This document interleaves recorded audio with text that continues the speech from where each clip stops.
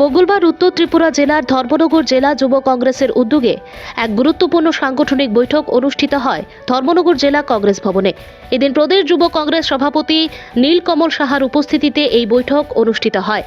উপস্থিত ছিলেন জেলা যুব কংগ্রেসের সভাপতি জাহাঙ্গীর হোসেন, কংগ্রেস উত্তর জেলা কমিটির সভাপতি অজিত দাস, যুব কংগ্রেস নেতা নিরুপম দে সহ আরও অন্যান্য নেতৃত্বরা। এদিনের বৈঠকে আগামী দিনের সংগঠন ও দলীয় কর্মসূচিগুলি আরও মজবুত করতে এবং আগামী লোকসভা নির্বাচনে এক বিশদ আকারে জয়লাভ করে সর্বভারতীয় কংগ্রেস নেতা রাহুল গান্ধীকে এক বড় উপহার দেওয়ার লক্ষ্যকে মাথায় রেখে এ বিষয়ে বিস্তারিত জানান। তরফ থেকে আন্তরিক শুভেচ্ছা, প্রীতি, ভালোবাসা জ্ঞাপন করছি।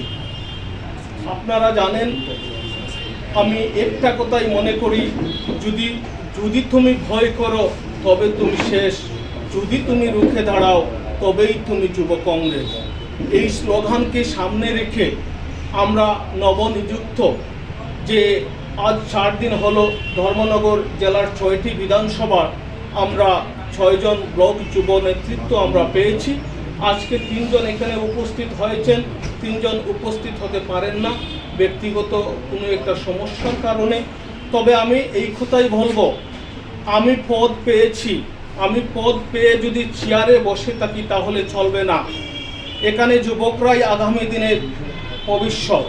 2024 সামনে লোকসভা নির্বাচন, সেই লোকসভা নির্বাচনকে সামনে রেখে যদি আমরা যুব কংগ্রেসের ভাইয়েরা এগিয়ে যেতে না পারি, সাংগঠনিকভাবে যদি আমরা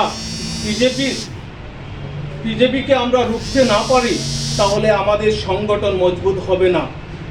এখানে আজকে অনেকে উপস্থিত থাকার কথা ছিল, কিন্তু দুর্ভাগ্যবশত অনেকে আজকে এখানে উপস্থিত নেই। আমার দুঃখ হয়েছে, বিগত উত্তর জেলা সফরে নমস্কার, আমি নীলকমল সাহা, যুব সভাপতি কংগ্রেসের। আমি রাজ্য সফরে আছি এবং আমি প্রত্যেকটা জেলাতে ভিজিট করছি, কারণ আমাদের কিছু সাংগঠনিক কাজ দায়িত্ব যে রাহুল গান্ধীজি আমাদেরকে দিয়েছে তা আমরা প্রত্যেকটা জেলাতে করছি।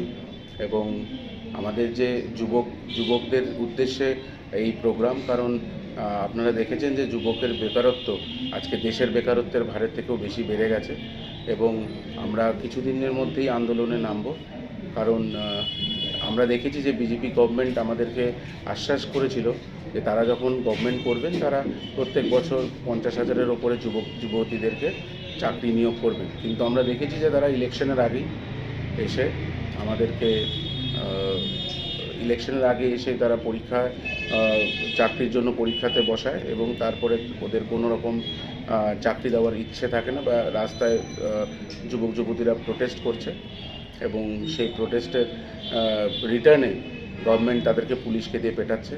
তো এই অবিচারী অন্যায়ের বিরুদ্ধে যুব কংগ্রেস লড়াই করবে এবং আমরা খুব শীঘ্রই প্রতিবাদে নামব।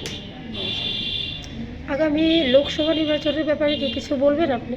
আমরা লোকসভা নির্বাচনে 100% জিতব, কারণ আমাদের যে মহাজোট ইন্ডিয়া জোট, সেটা সবগুলো সিট আমরা নিজেদের মধ্যে ভাগাভাগি হয়ে গেছে। আপনারা কিছুদিনের মধ্যেই দেখবেন এবং খুব শীঘ্রই যে আমাদের প্রধানমন্ত্রীর মুখ হবে সেই মুখও ডিক্লেয়ার করে দেওয়া হবে। ধন্যবাদ।